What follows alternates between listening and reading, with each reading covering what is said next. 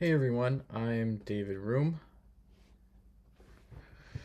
Wanted to do some more project work today and kind of on my lunch break, and I thought, why not do a lunch break stream? So I'm just gonna quick share on Twitter that I'm live, and then we can get started. And I wanted to do a little project update since it's been about a month since I've done one of those. I've done a couple of live streams on this project since then, but I haven't done a uh, actual video update devlog, and those are good to do. It's good to talk about the things that you're working on and think about them. Uh, think about them helps to process things sometimes, to try to present them and explain them and almost like justify justify what you're doing to other people. So okay, so there we go. Oh shucks. Just gotta turn off the fan here quick. I'll be back in a second.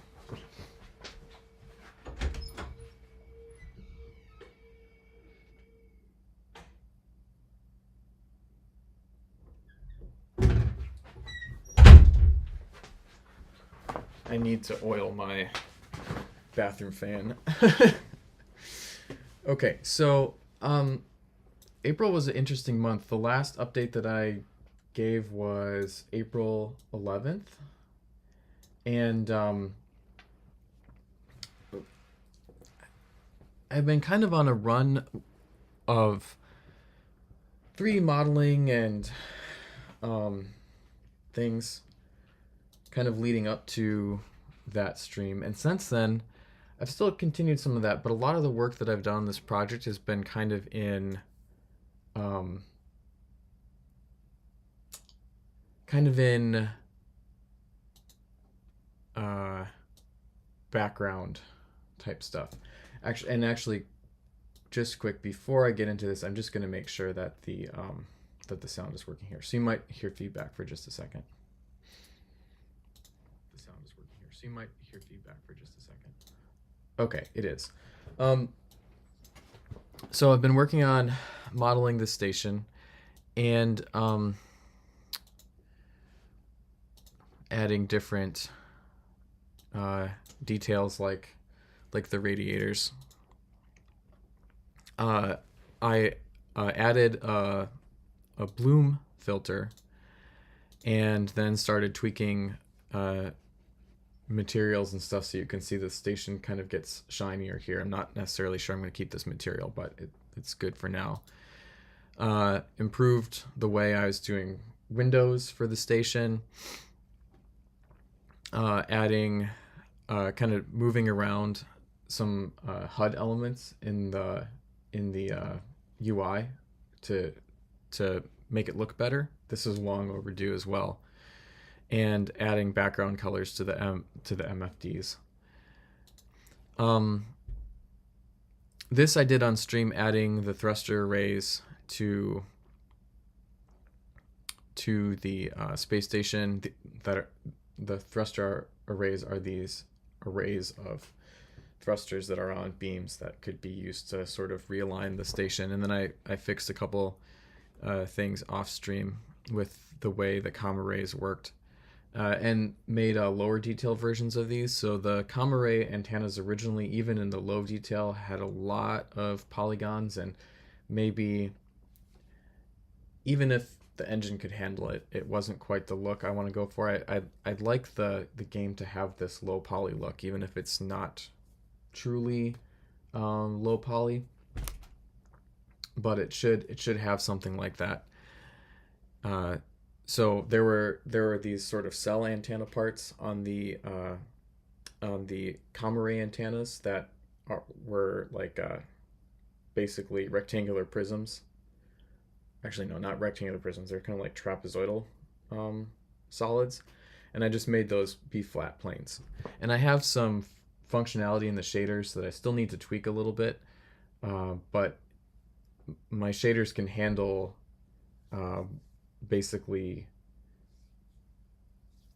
flat planes and render them from both sides. So I think a lot of older games kind of did that, used just flat planes for certain 3D structures. So I think that is a um, a good direction to take for a lot of this small detail stuff, like radar dishes too. You know, it doesn't have to be a solid manifold object; it can just be a flat thing.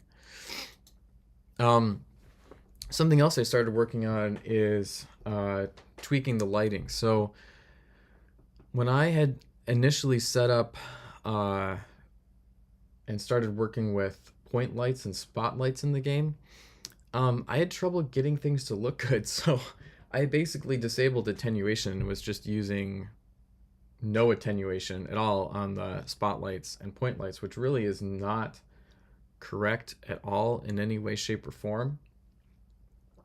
And it took a long time to find good values to get this to look half decent. And this actually is not a great view. Let me actually just let me just switch this off for a second. I'm gonna bring up the I'm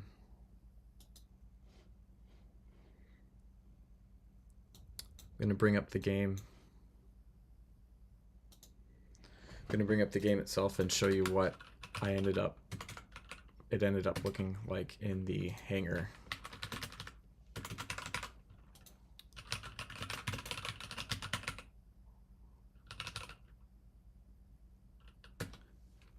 And I'm using this kind of more old-fashioned lighting system because I kind of want the game to have that look. Like, I don't want it really to look like a modern PBR game.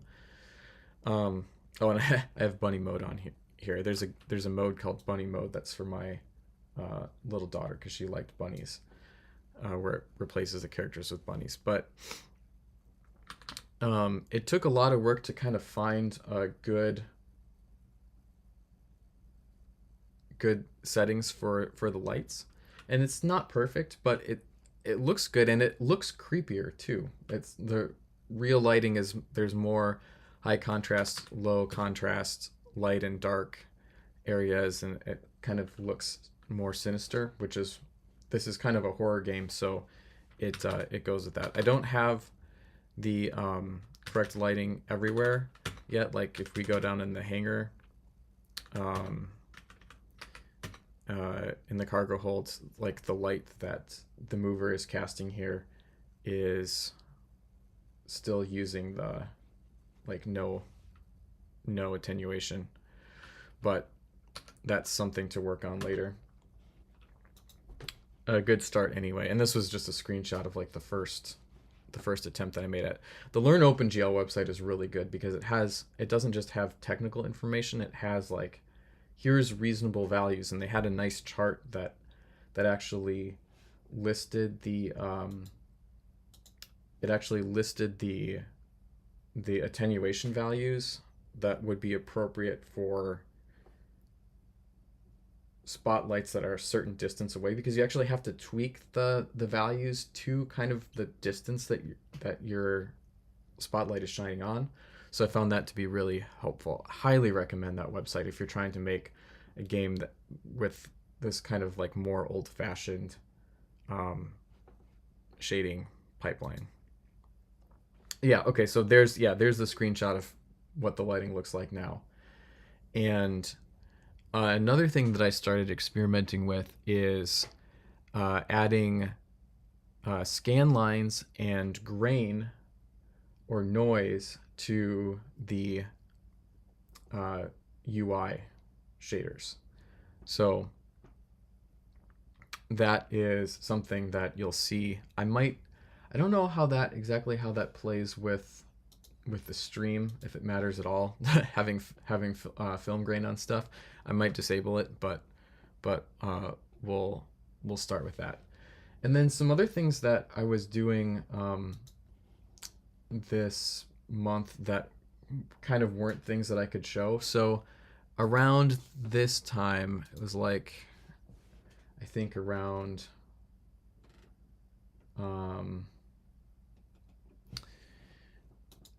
Yeah, it was kind of like in around the 20th of April. I went down a rabbit hole because I built a new system for recording videos of the game. And the issue that I ran into, so basically I'm using FFmpeg and just streaming frames into FFmpeg rather than writing them to disk. And I ran into this issue where basically with the sort of default settings, you don't get full color range, and there are some other color issues. I read a lot of blog posts, and I got something that works really well. I kind of came to the conclusion that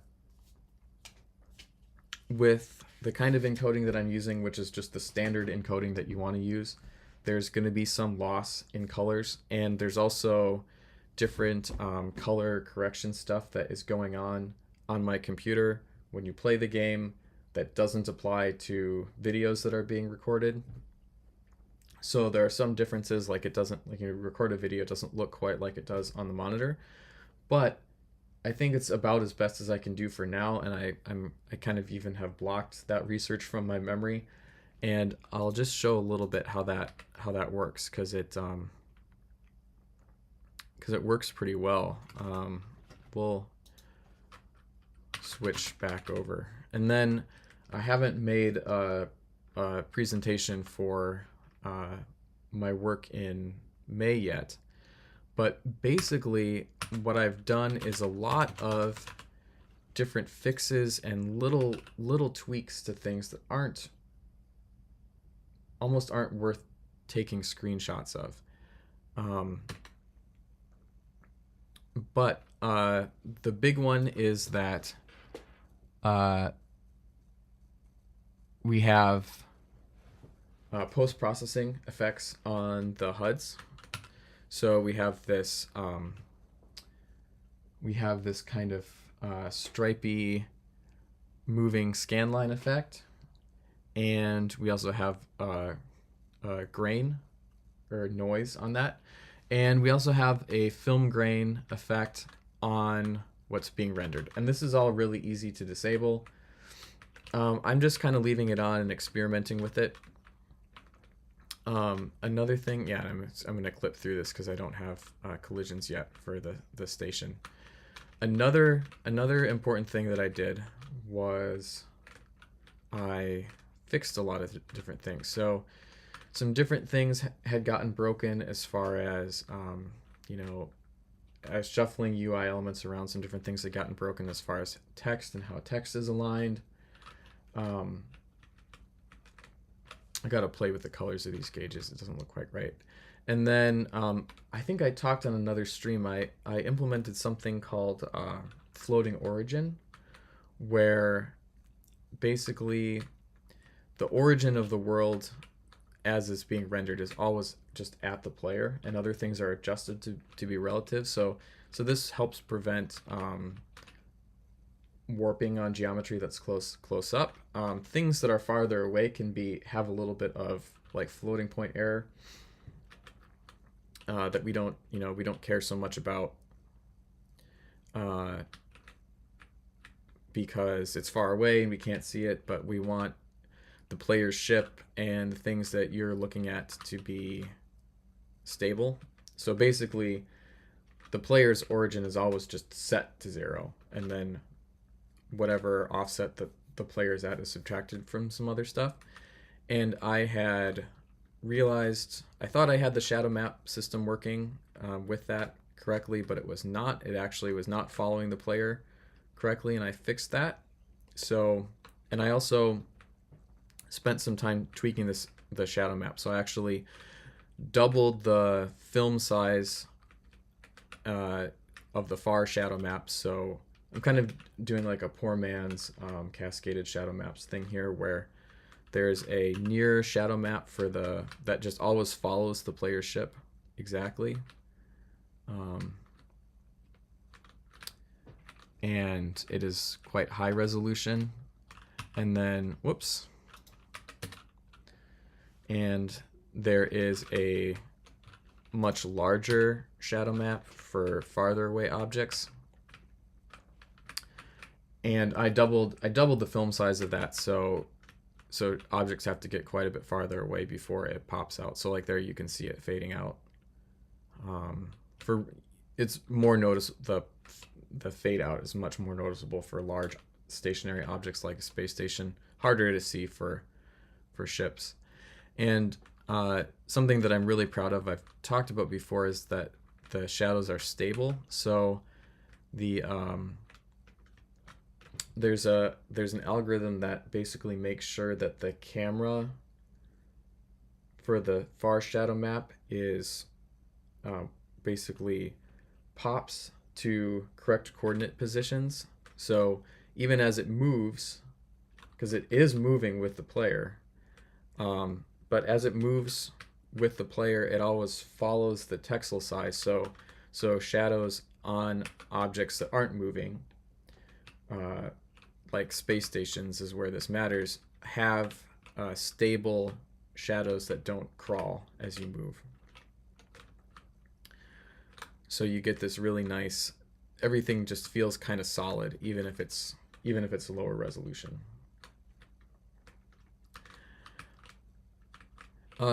Another thing that I did, which I ended up not using, is I reworked all the shaders to have a configurable gamma adjustment, and then like the step that integrates everything, including the bloom. You can see the bloom here, which I also tweaked a little bit. When everything is integrated together, like you can see the bloom on the laser beams, or like on windows on the station.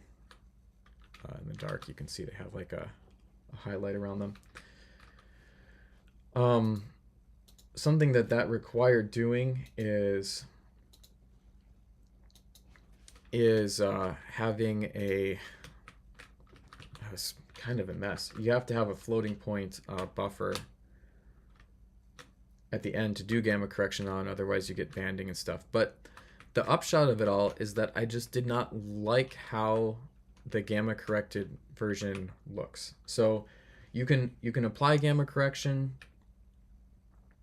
but to me it just kind of flattens everything out, and I don't like visually. I don't like the look of it. It looks, I'm going for this kind of high contrast, sort of old-fashioned look, and to me the gamma correction just makes everything look less interesting. So it's there.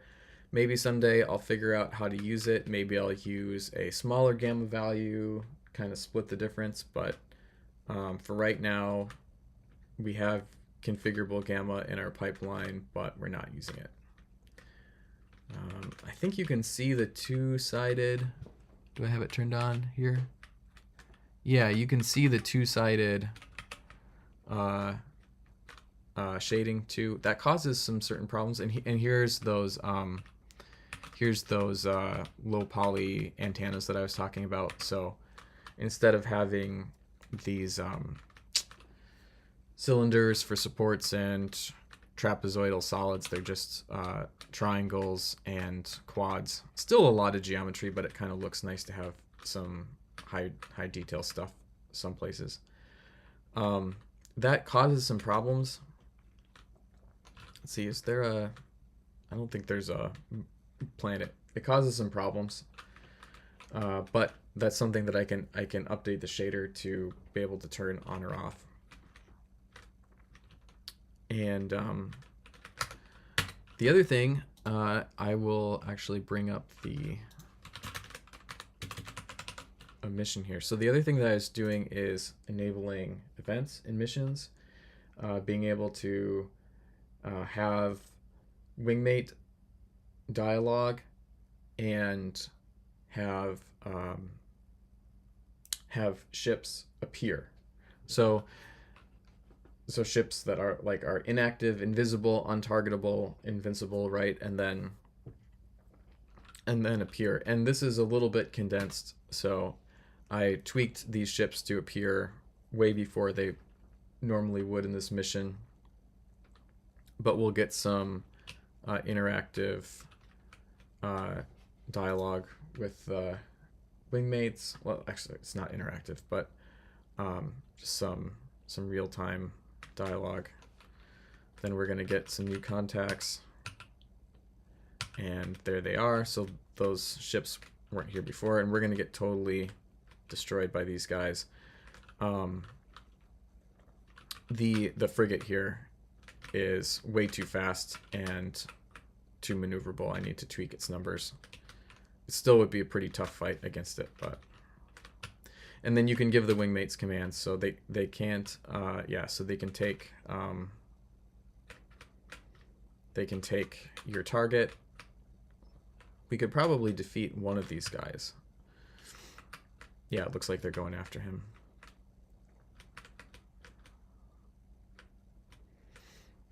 And I need to make some tweaks to my behavior trees to get some of this stuff to work better.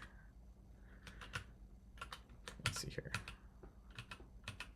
There's a few little bugs here in the system. I don't think they got the frigate, so the best we can probably do is avoid. Ooh. Best we can do is avoid dying. Oh, I'm dead. Yep. I also need to implement something that actually correctly like ends the game when you die. So yeah, so a lot of progress on just kind of cleaning up different things. I mean, this weekend I had a chance to work on this, and I had a whole huge list of things. Another thing that I did in April was I got joysticks working again. I thought that joysticks were not working on my Mac, but they actually were. So I was able to fix some of that stuff up, and that felt good. So that might be something that I work on or show in a different stream. The keyboard controls are a little bit clunky, but eventually I'd like to build the game in such a way that playing with the keyboard is actually possible. Yeah, I'm just looking at like what I did this weekend. Yeah, getting that hologram shader with the scan lines into the game. That far shadow mapping bug, that was tricky. Getting the shader, getting the shaders to appear on all the different components properly, like the video player. It's tricky to do that. We have all of these different pieces. Someday I need to go back and kind of maybe think about other ways to manage the scene graph other than what I have, what I'm doing right now. But all right, so what I'd like to do today is I'd like to do a little bit of work to fix how I'm doing some of the 3D modeling and saving parts. So there are a few parts or different 3D models that are a little bit hard to work with, maybe because they're being saved as just individual OBJ files or egg files. Let me see exactly what I think it's. I'm just gonna close all of this and start fresh. Okay, so and I need to rename some of my scripts here, but basically this is the script that Jerk was kind of like the original sort of test name of this project. Jerk being the one of the higher order derivatives of velocity. I think it's the change in acceleration is jerk. But yeah, so this is the script that kind of saves all of the different models and part sets. And we have three kinds of things. We have parts, we have meshes that we're converting, and individual and game models. So game models is kind of a new one.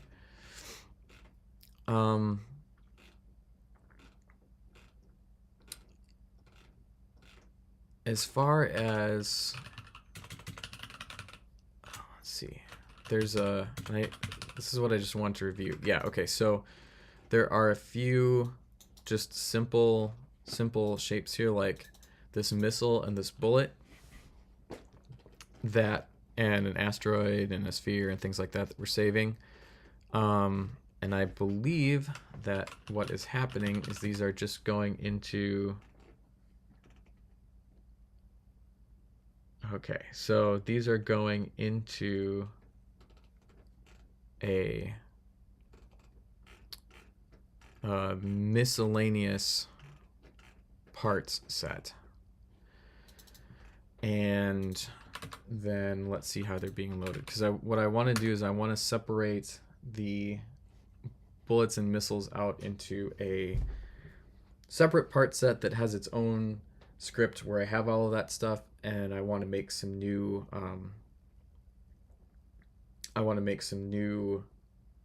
new bullets, new missiles, and start working on that, because that's kind of a polished thing that I don't have. Like the missiles are just, you know, bright, goofy colors, and I want to be able to experiment with that and kind of reason about it a little bit better. So I'm gonna move these out of a miscellaneous set into like maybe like a bullets part set and maybe like a missiles part set, and then we'll go from there. Is there like a general term for that would include both bullets and missiles? So missiles aren't really projectiles, are they? There a term that includes both bullets and missiles.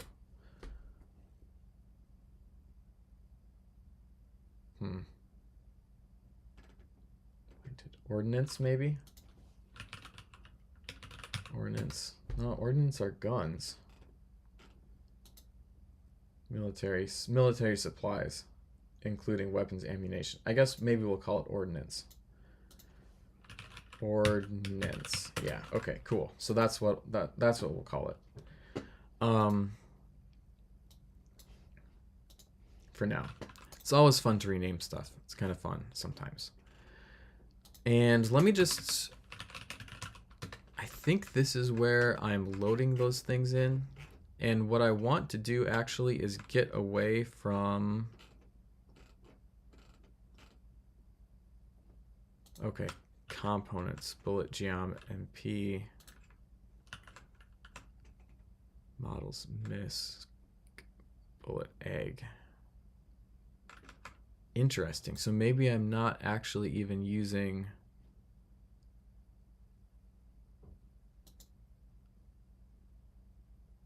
maybe I'm not even actually using the pickle anyway. Oh, I'm not. So that's actually a good thing to, okay. Nice. Okay, so I'm not even using those pickles that I saved. So that would be a good thing to try to get going today. I'm still using the egg version. So egg is the sort of native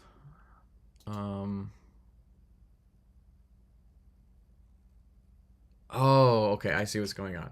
Yeah, I am using the parts, but I should, instead of loading these eggs directly, I want to use the parts path to it. So the way Panda works is for individual models. You have an egg file, and oh,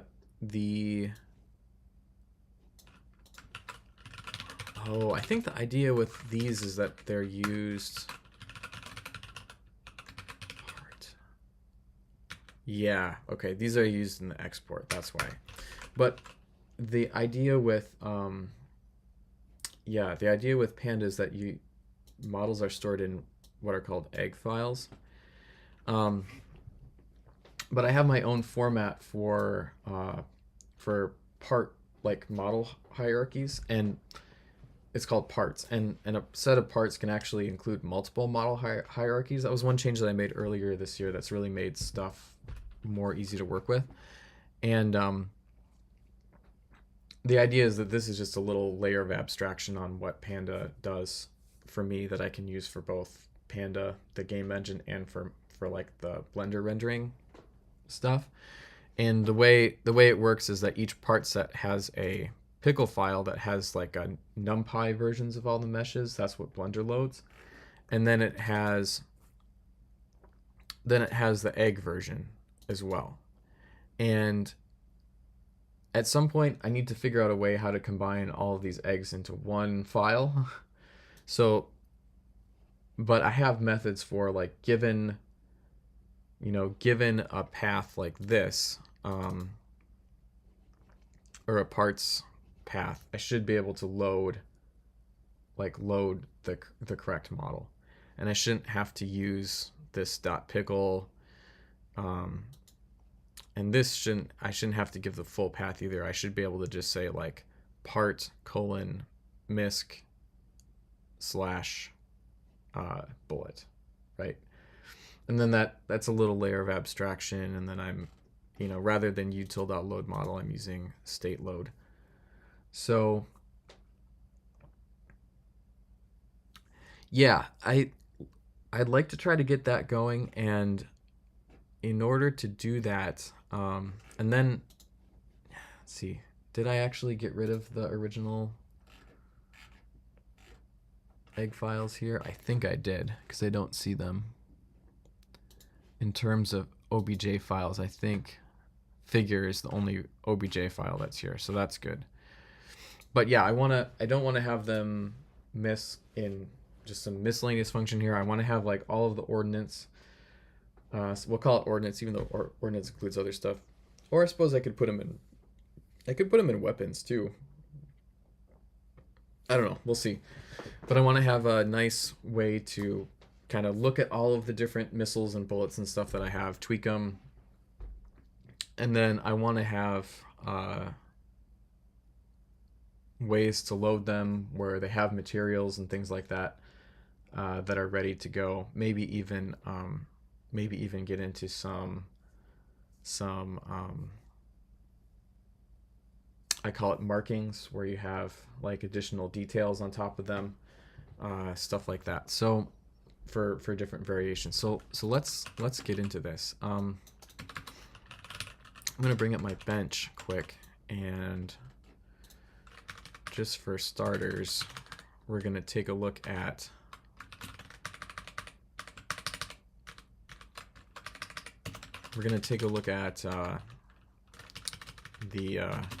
that miscellaneous part set that we're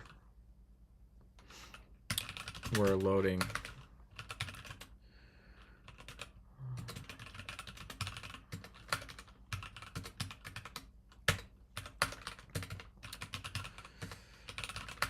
And we'll see what all is in here. Can actually view parts. We'll look at it in Blender too.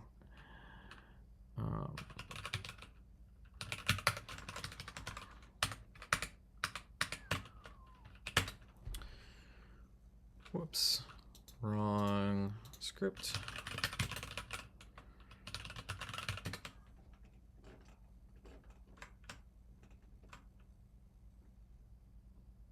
Whoops, what is going on here? Oh, that is a bunch of stuff that's in there. Yeah, see, we've got all this crap like the space station and all kinds of stuff. Why don't we actually just move some of this stuff out before we start to look at it? So I'm gonna open up, let's see, weapon, models. So this is all for weapons that go on, like on ships. Actually, I'll just show what this is here. Let's just take a look. So let's see, where is weapon models? Projects.spacecraft.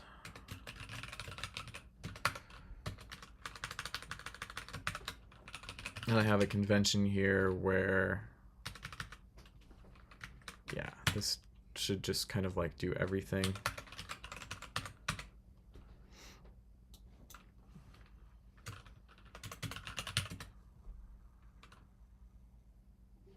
Oops. Oh, okay, so this must have data as well. Yeah. So typically these functions either return a part set or a tuple of part set and data. So like here you can see, here's the complete set. Each individual hierarchy in the part set is a different color, and these are all, I think, just one piece. If we look at it. Yeah, so there's these different roots. Actually, I should show in this roots thing how many things are in each one. That would be a good thing to do.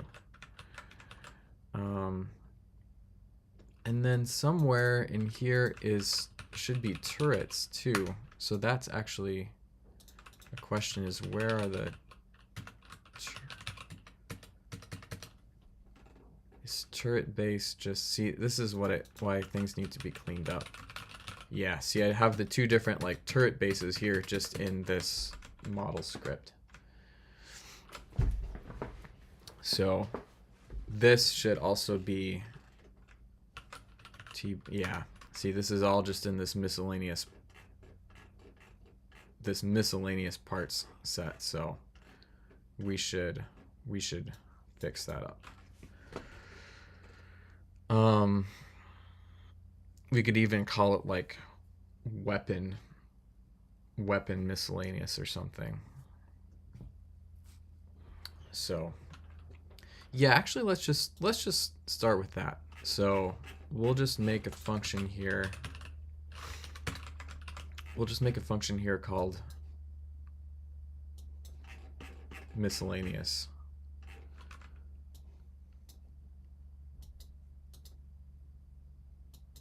In weapons.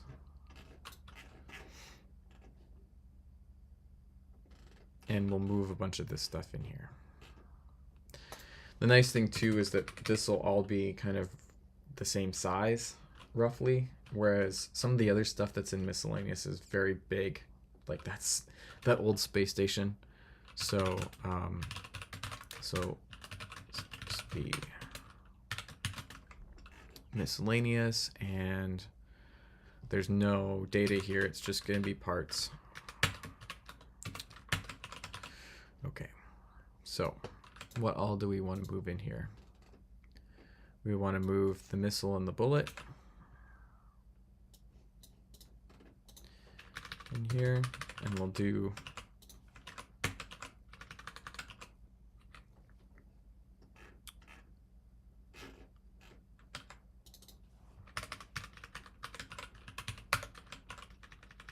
and this needs to be rewritten because this surface of revolution function is old. Jeez, okay. I can type, I swear. There's some goofy aspects to the way this this old surface of revolution function works that I'm not sure that I've worked out. And I don't like thinking of modeling as surfaces of revolution anymore. I think ribs is a better way to think about it.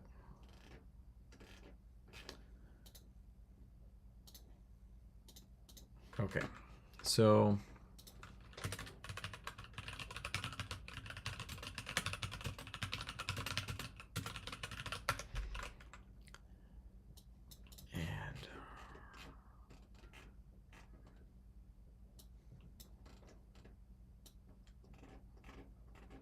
Here's all of our turret bases.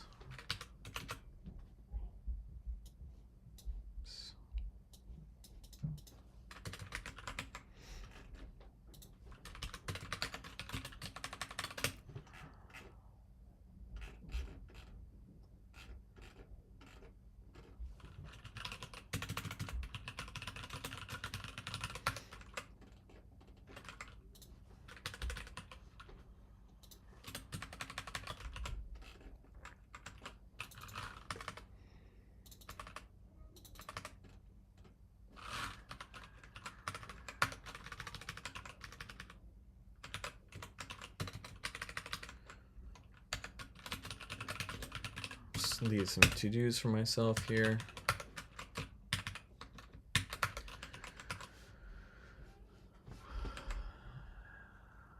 And basically the lines that are now errors here are the ones that I want to grab for our results. So bullet and missile.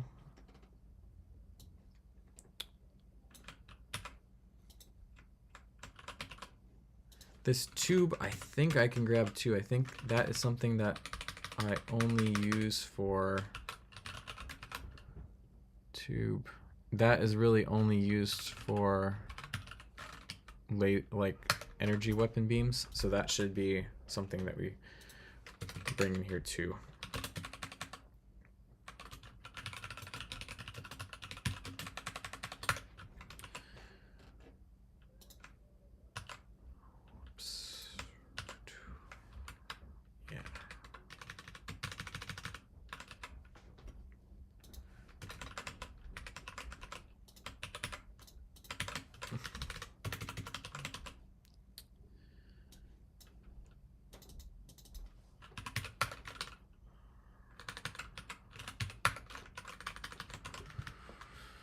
Okay.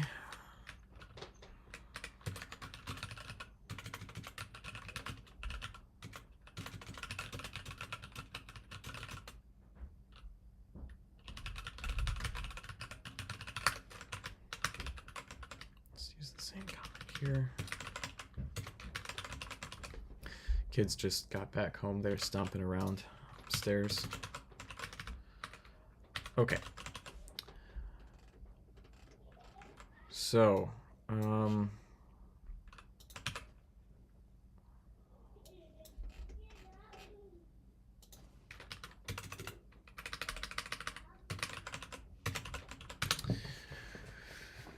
okay. So now what we can do is, so we'll have this be in a separate part set, and then one of the things that I also want to do is have the set of model infos that are used to define and set up these things rather than loading them directly from egg, because that way we can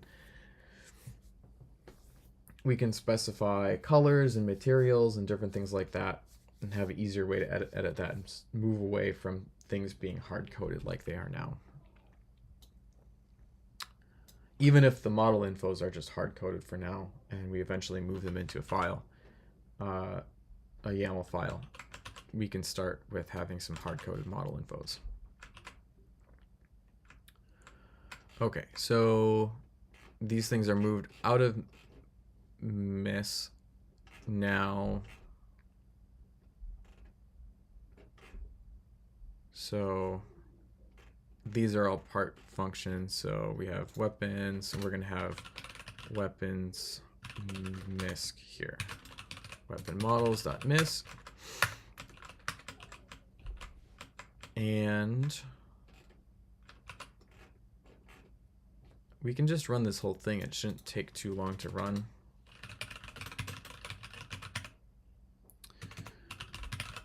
But I think first we will say, we'll just run just the new things. So parts, weapons,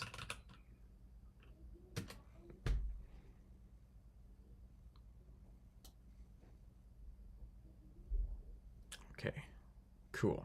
And we bring up the models directory again here. We should see it.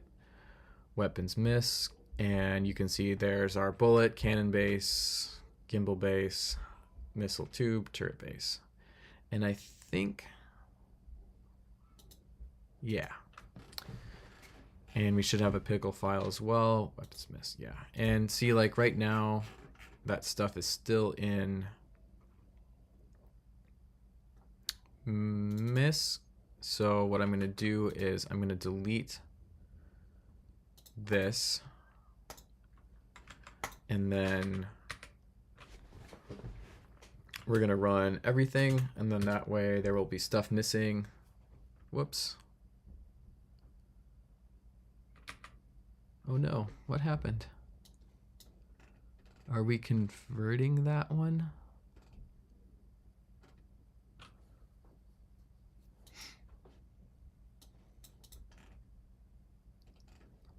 Why are we? Oh, I see. That's funny. That's an interesting little dependency. That's funny. So it's actually trying to load stuff and throwing an error when it's not there. Just for now, I'm gonna comment this stuff out because I want to run this without having that hung up, but then we will need to fix that. So let's see here.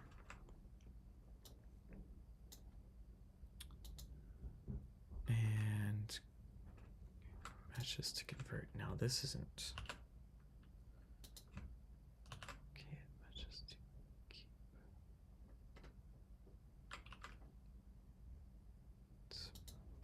This is interesting. We'll have to do a little bit of debugging here.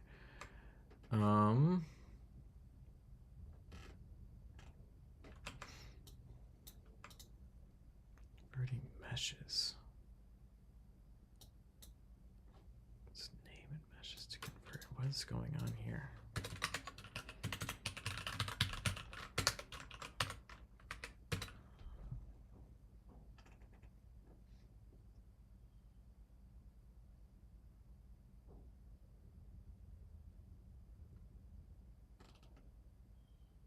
Too many values to unpack.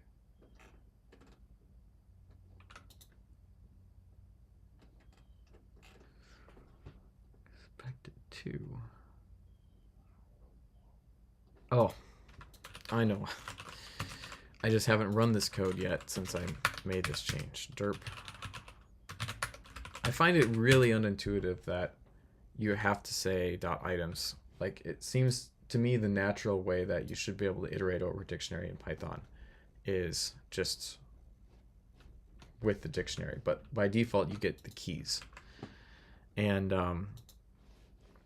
you know, I've programmed Python professionally for 10 years and I still struggle with that. Okay, so now let's see. Our miscellaneous should, yeah, so our miscellaneous doesn't have that stuff anymore. If we run our ships viewer, we should, yep, we have failed to construct, and that's because it's not able to find some things. So let's quick fix that. So if we bring this stuff back, now let's see. So now this is going to be weapons miss. So actually, I think all of this is going to be in, whoops.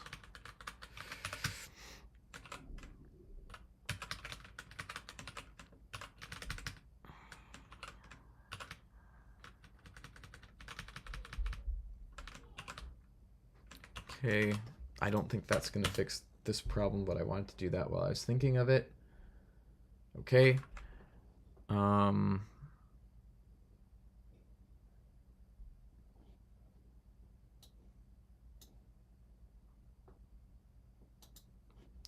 Oh, and this is old.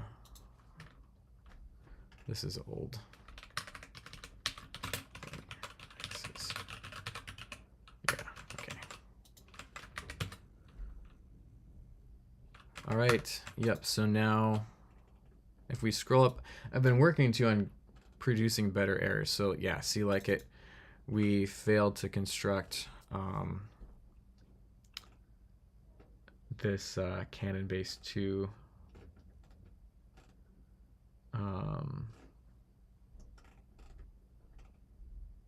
and our parts miss Canon base 2. So let's just search for some of that stuff. So what do we have here in weapons miss now?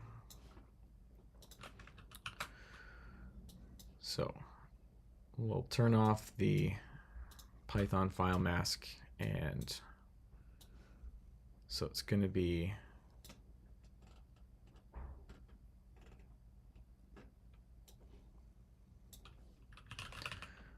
size tube, and actually I want to put maybe YAML here. It's tube, bullet, those two should be fine. Missile, this is gonna start turning up stuff here. So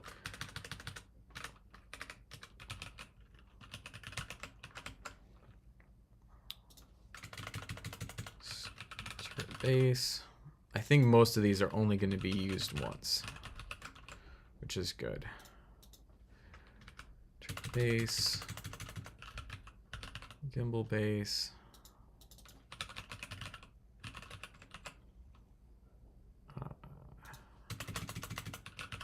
Canon base.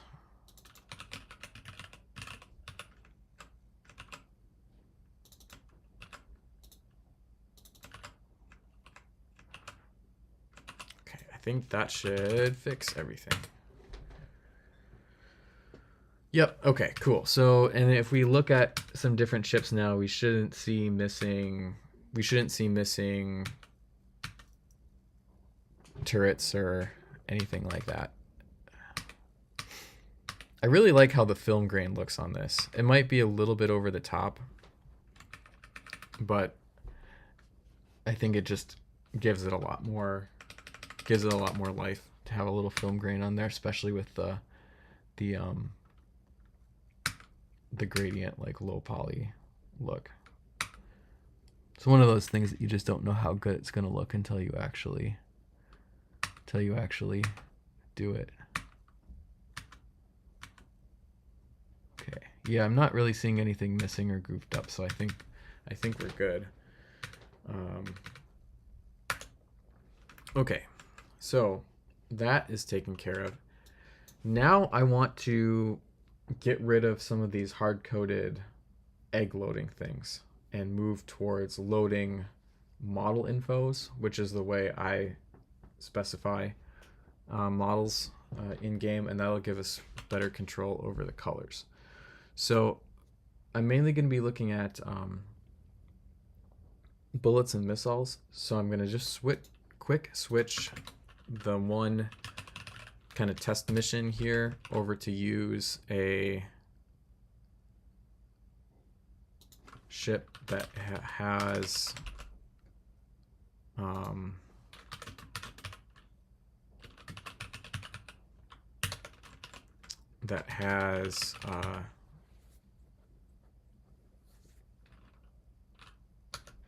actually, I can use this guy.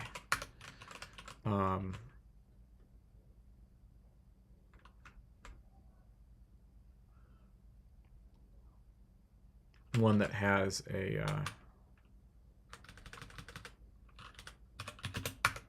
weapons that we can test. So, oh, this one's still gonna have the wrong mission.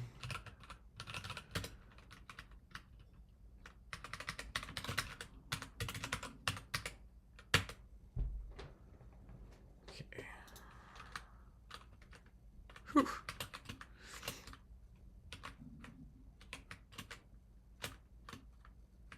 And actually, let's just give this variant a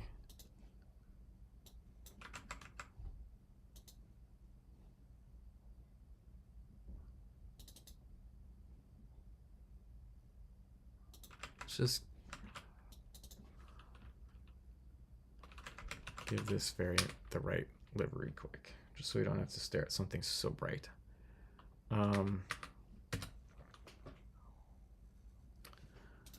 think basically the same livery should work, and I might need to rethink how I'm doing livery because I don't want to have to have like a separate. Actually, let me just look at this once. Can I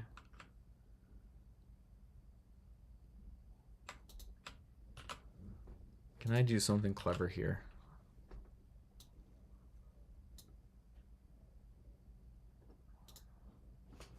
Yeah, I can do something clever. So we'll just take a look and say if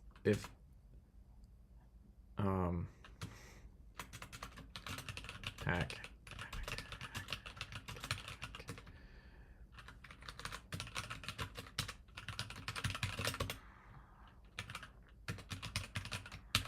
so we'll just split it at space variant and take the first part, and then we should be able to use livery with any variant that is compatible, and most of the variants are just like different weapons and stuff. So yeah, so we should be able to do this and do the red black, and it should work. Whoops.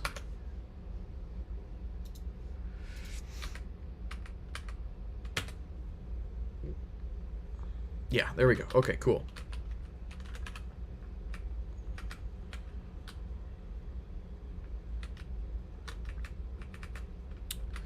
I spent some time on the weekend like tweaking the shadow maps too, and they look really good in my opinion right now.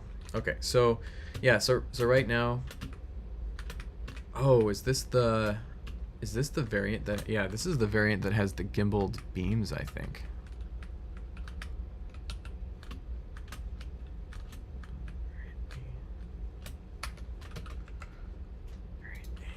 I want the variant that has the gimbaled.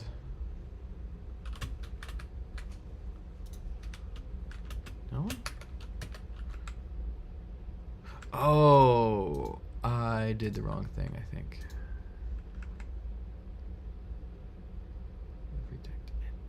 Yeah. So I'm overwriting the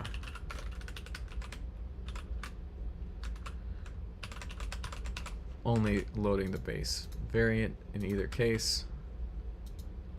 And let me just remind myself of what those variants were. So the B variant has the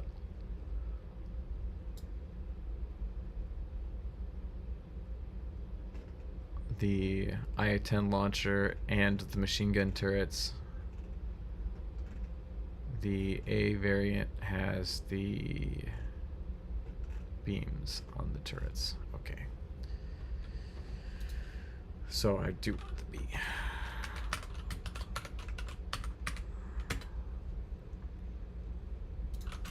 Yeah, okay. So you can see these bullets are like this sort of like bright pink color, which are, I don't know, not the best. I'm thinking something like more of a like a gray or red color would be cooler.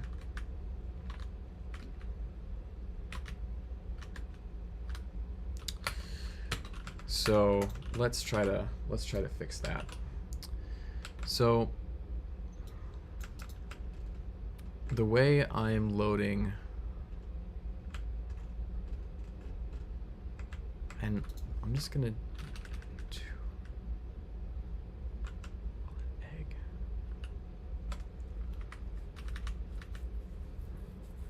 Let's just call this.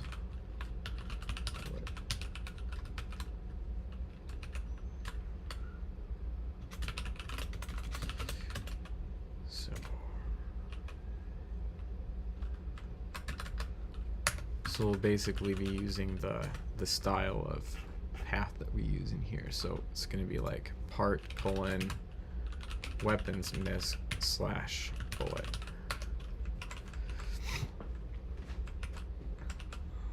Okay, now in components, I think what we should be able to do, so this should work.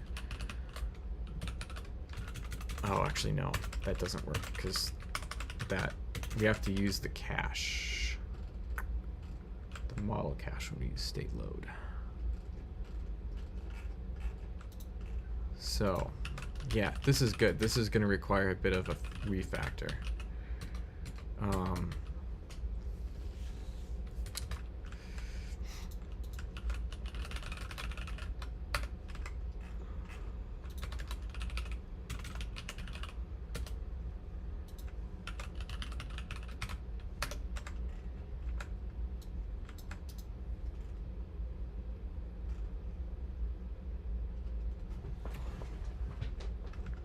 So actually, yeah, let's start by making the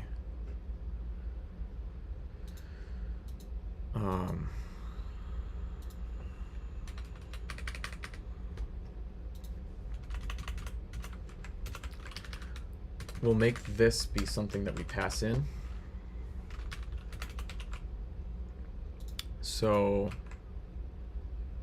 for now, I'll just pass in the raw model. Still set the scale here a little. That's something that we'll get rid of. So we'll just pass model NP in.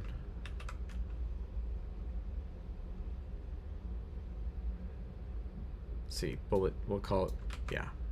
We'll call it bullet geom NP.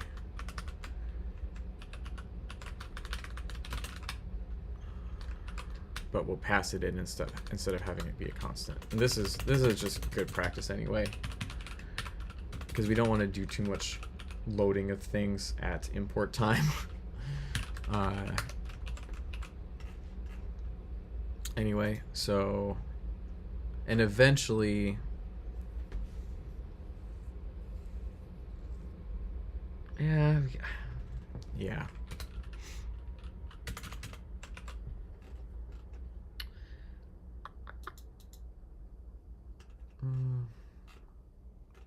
I'm trying to think ahead. Yeah, for now we'll just pass this in. Eventually what I'll probably do, and actually, I think what we're gonna do, yeah, we'll just pass one in. So bullet geom P.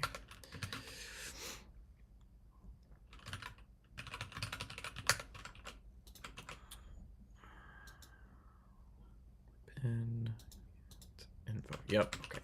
So there's that coming in. Tile. There should be only like one place where this is being called.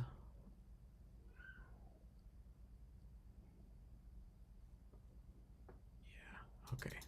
So we're gonna have to pass this through a couple places here, which is fine. I don't know. Ship weapon.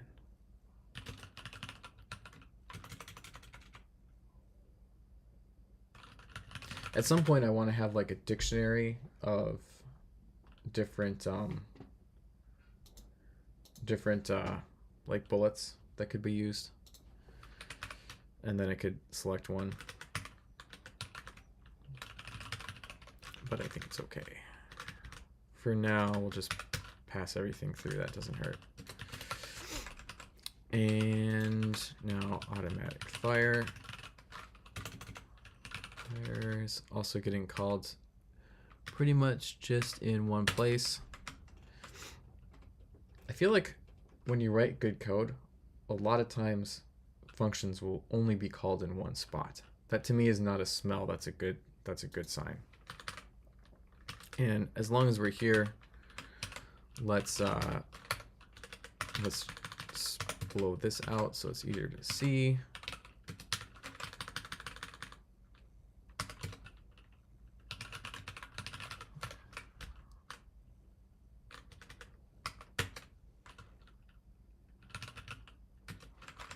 kind of goofy that I'm passing these constants in because they are true constants, but I guess.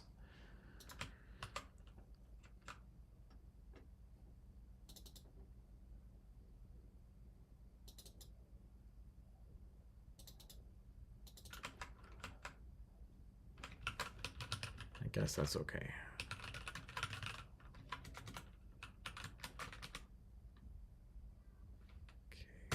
And then we've got to add.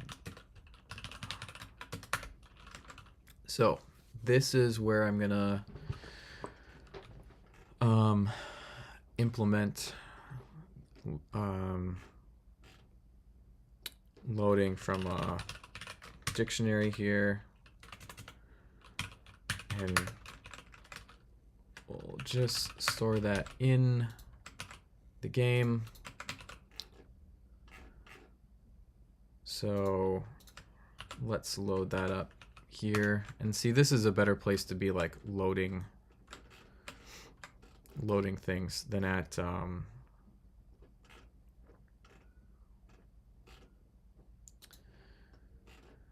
loading things at yeah, like scene stuff. And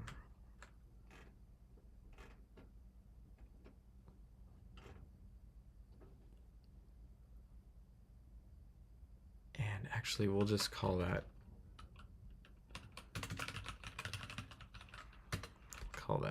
like bullet. I want to call it geom. That's the panda term. No, I want to call it models. Bullet models. So can actually, why don't we do some of this stuff first? So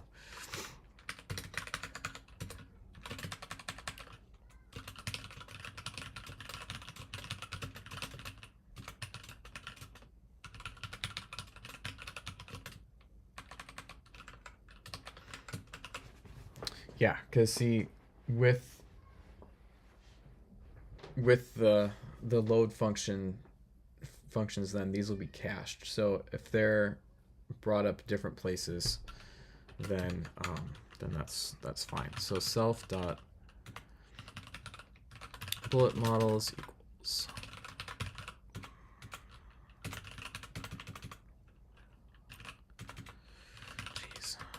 bullet models. Okay.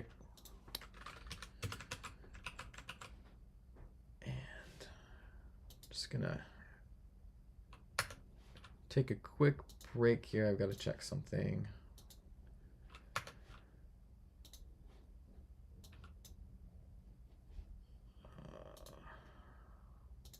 I had a meeting this afternoon, which was rescheduled. Just want to make sure that that is still, we're still good there. Okay, looks good.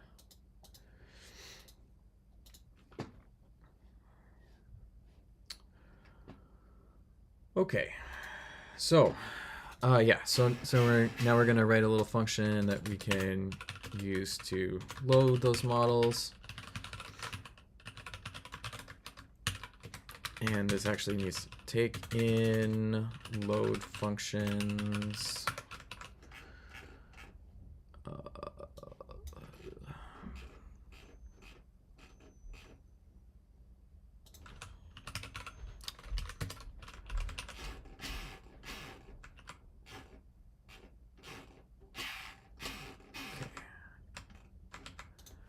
And yeah, so here we're gonna load stuff in, and just for now, hard coding 0 to be the default. And let me remind myself of how load functions works, because we want to use the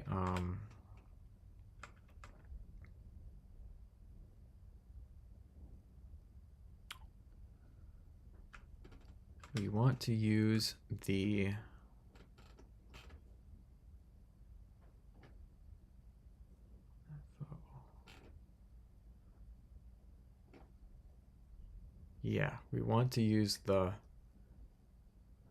model info function.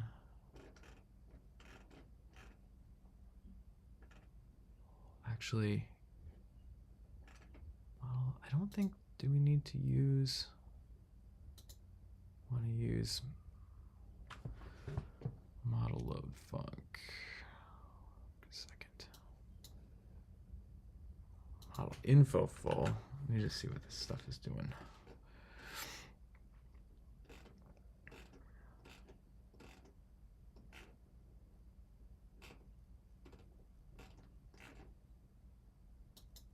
We don't actually need that.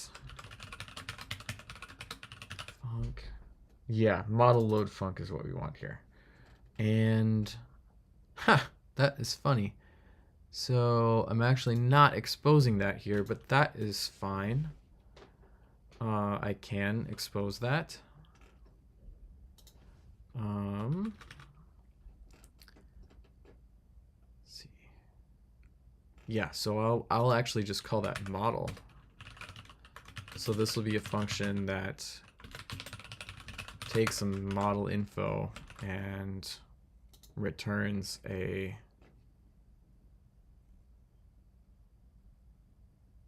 hierarchy of models. Yeah, so that's just going to be model load func.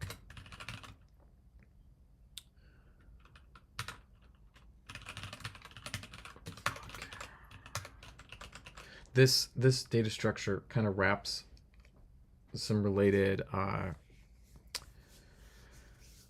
functions that are used for loading, and then it holds the cache too.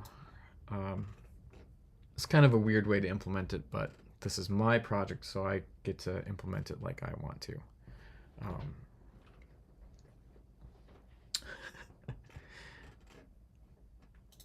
Basically, with a record type of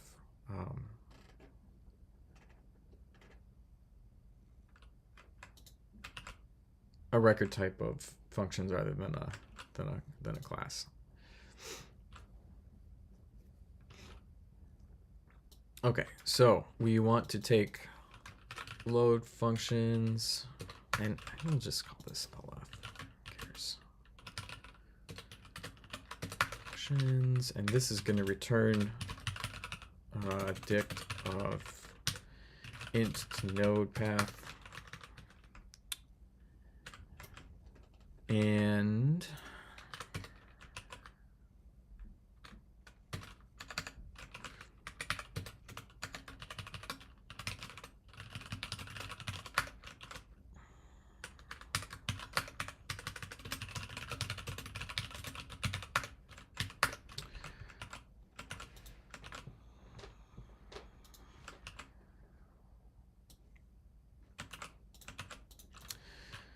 so we'll do lf dot model, and let's see here. So we'll just do our default bullet equals a model.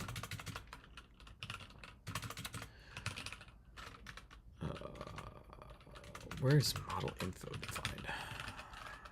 That's in, oh, interesting. That's actually in TDS. Okay.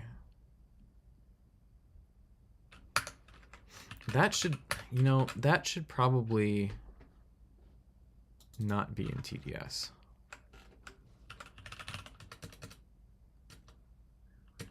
I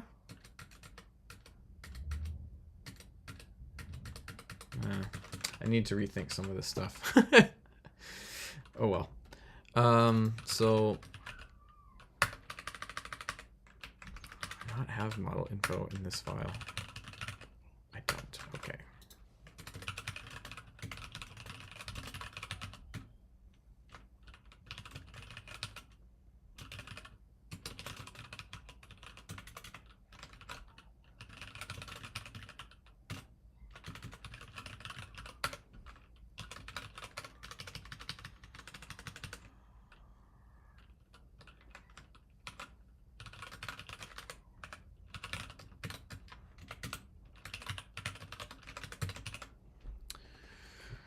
Yeah. And all this stuff is optional, but this is going to be the dot yeah, okay. So this is going to be this guy. No, the model bullet part game. So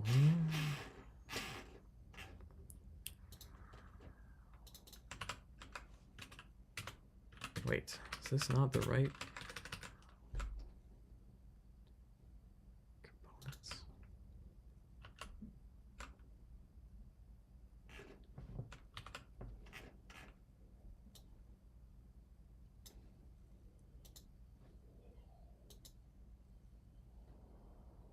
Oh, defaults.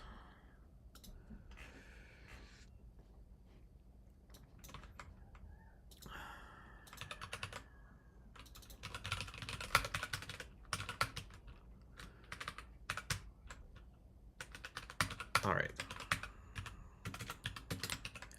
And let's give it a, just for now, we'll give it a color, but we can do a material later. And the color will be something just more easily differentiable from what we have. So we'll make it bright green. And this file name needs to change to be like ID or something. Material transformation. We don't need transformation props, shader, or children or anything. So I think we just have to say, I think children is the only one that's required. So we have to just say children. Empty. I don't like to use a lot of optional arguments, but sometimes you kind of can't help it. File name, name, material transformation, optional, shader. Shader. I can't believe shader is actually optional, not optional.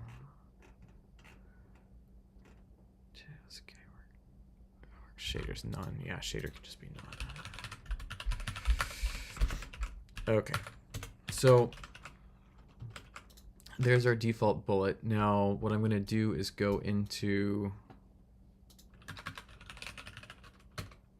weapons, and if there was some stuff in here that was setting the color. So we're still setting the scale. We'll want to fix that.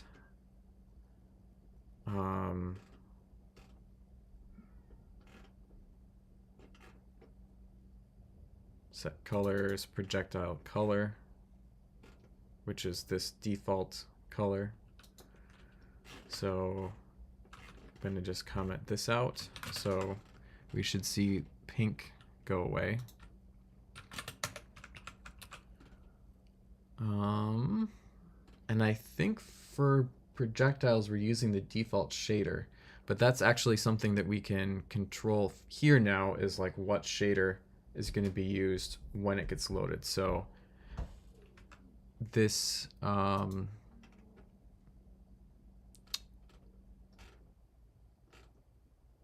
yeah, maybe I'll just add a little note here, like just to make sure, where is the shader set. I originally was writing the game just using Panda 3D's built-in shader stuff, but I kind of quickly moved to using a lot of my own because there are some bugs and just kind of unfortunate behavior in the Panda 3D default shader stuff. It works, and what I like about the engine is that it's well documented, so you don't have too many just terrible surprises. But there were some bugs and definitely some unfortunate behavior there. So, okay, so I think this should about do it. So now we just have to set this to be load, lf.model of bullet.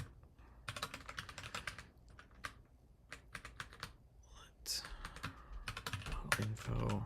And what is it saying? It's saying that something is still missing here. Children is list. What is the problem here?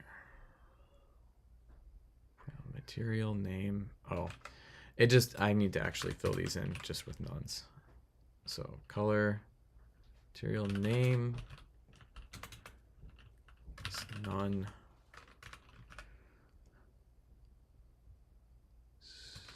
Transformation is none. Props is it deduct. Shape is none.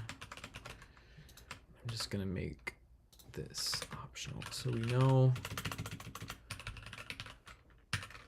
A lot of people get confused by what optional means. It doesn't mean that you don't have to pass it. It doesn't mean that the argument defaults to none. It means that the argument can potentially be none. And I don't like default argument values in my Python code, so I don't usually use them. Okay, what do we have missing here? So we've got file name, color, oh, material.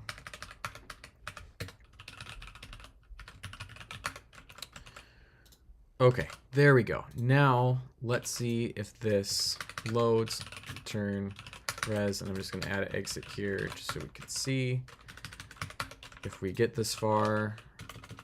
And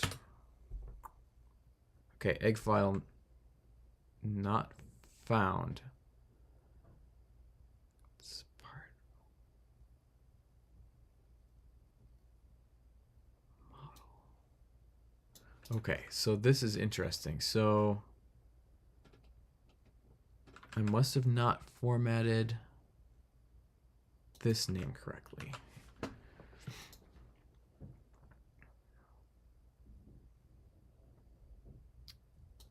So let's take a look.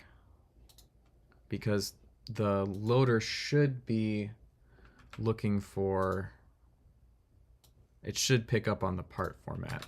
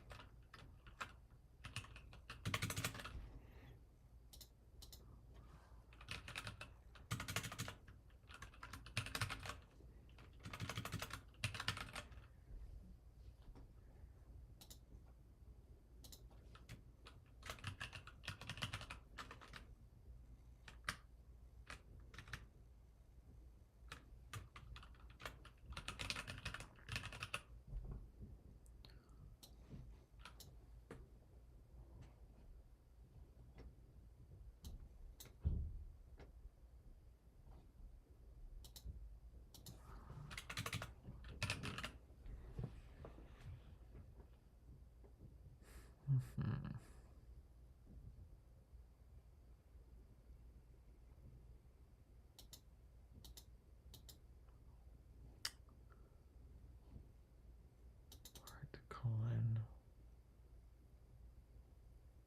weapons miss.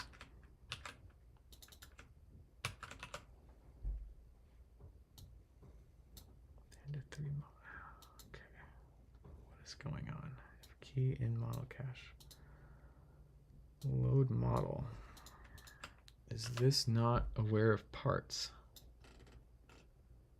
Oh, it is not. That's interesting. So Panda 3D model here is not aware of parts. Okay, so I need to expose something different. I need to expose Panda 3D model tree, right? Or wait, no, that is what's being loaded. So what's going on? Panda 3D model tree. Model NP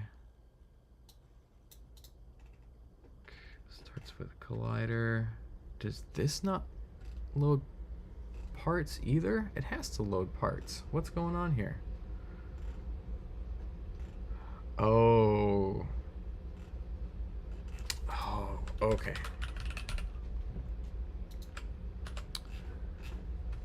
Does the part handling happen in here? Model info full.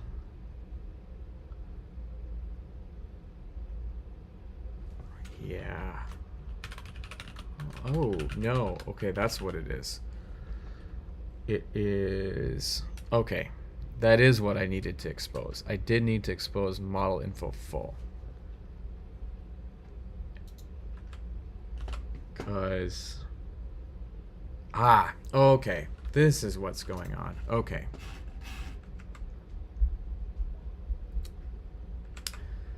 This is what I want. It's coming back to me now. So this will convert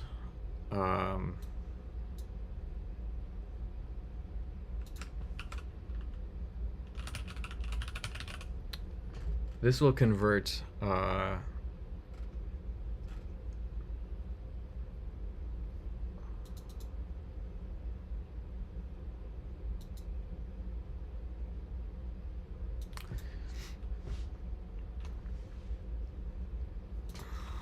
so I want to use load functions here. Because this will convert this to the full thing that has like the actual file names and stuff. And then that we can pass on to be loaded. Yeah, needs a better name, but see, yeah, see, this maps it over to weapons miss bullet.egg.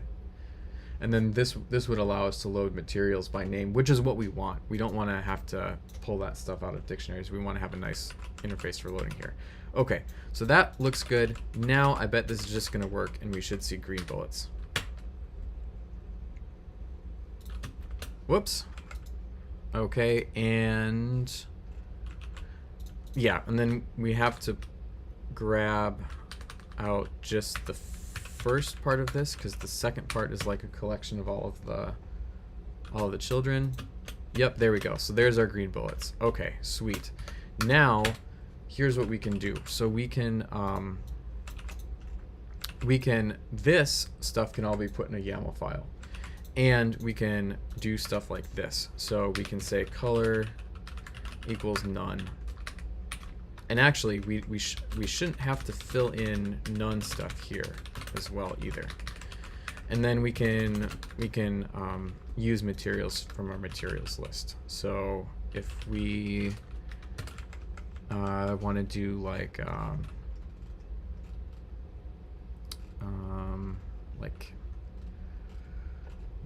if we want really shiny ones, we can do emissive bullets with Windows material. Oh.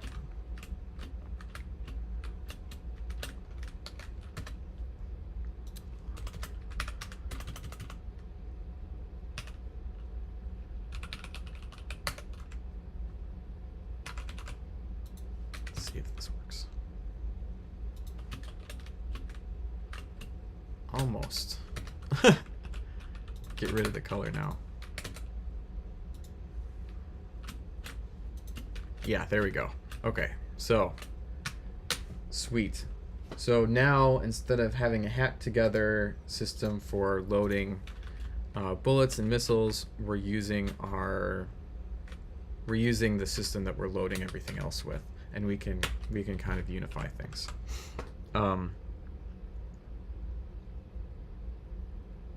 You know, like if we want our pink.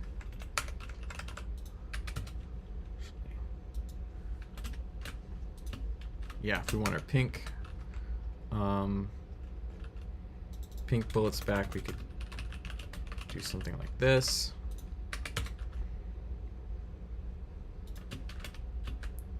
Maybe not.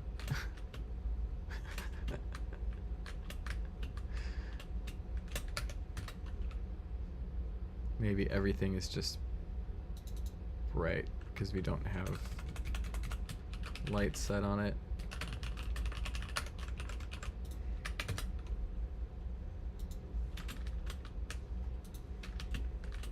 Okay, definitely still some issues to work out here, but I think we're getting closer. Yeah, and we do have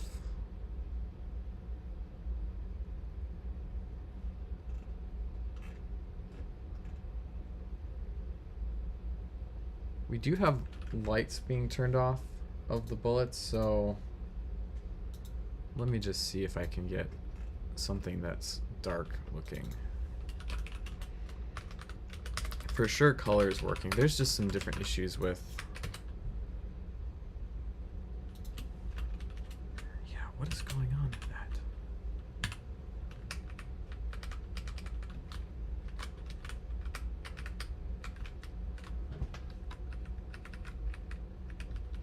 Am I still setting color somewhere? Oh, I know what's going on. Okay. So I'm instancing the model, but I'm not instancing anything else. So the bullet that we're loading here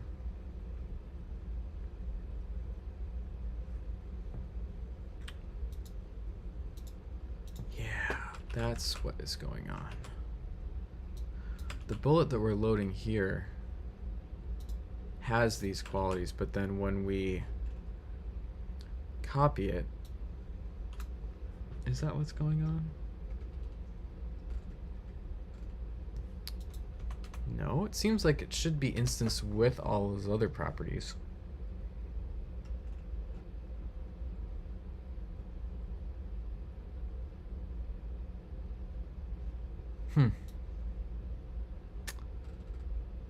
Interesting. Well, that is a little bit of a bug, I guess, to look into.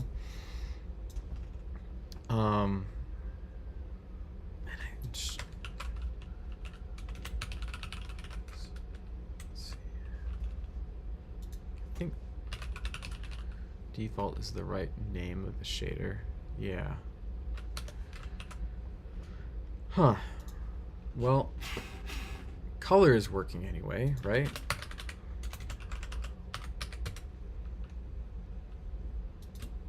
Yeah. So it's definitely keeping some properties. It's odd that material, let's see, is this working? Do I get an error if I put an invalid material in? Yeah, okay, so that is working.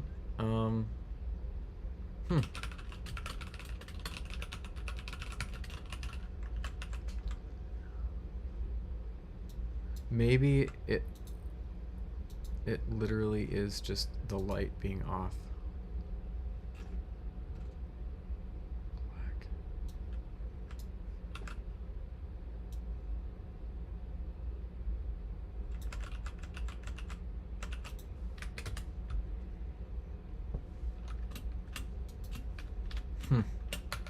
It's odd. Okay.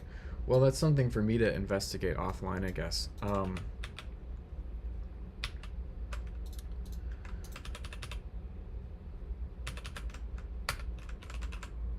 And this should pop up if we don't set anything, right? No? That's interesting. Oh, okay. I know what's going on now. I think I know what's going on now.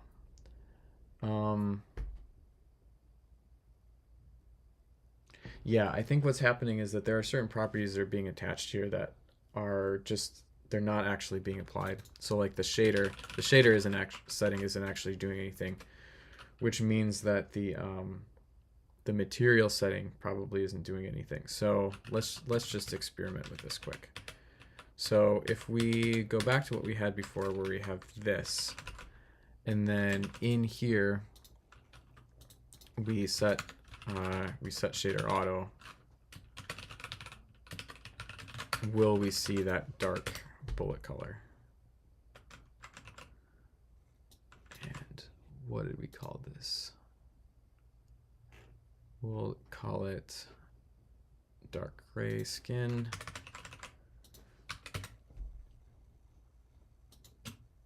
Nope. Okay, well, I guess that isn't it. I thought maybe there was a simple solution here.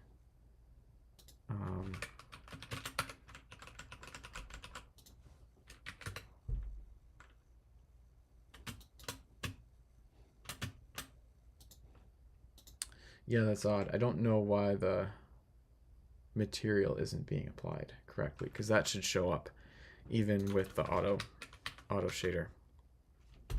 Oh well, we're a good way towards the sort of refactored ordnance loading stuff. Um, I've got to go into some other things right now, but thanks so much for everyone who watched, and stay tuned for uh, more updates on the project. It's really starting to come together, and with the scripting capabilities, I can actually start building missions. So I'm hoping to have some more exciting stuff to show you. A lot of little polishing things over the past couple weeks, but it's starting to come together into something that is really starting to match up with the vision in my head, and I'm anxious to share that with everybody. So yeah, whoever is watching, thanks again, and I'll catch you later.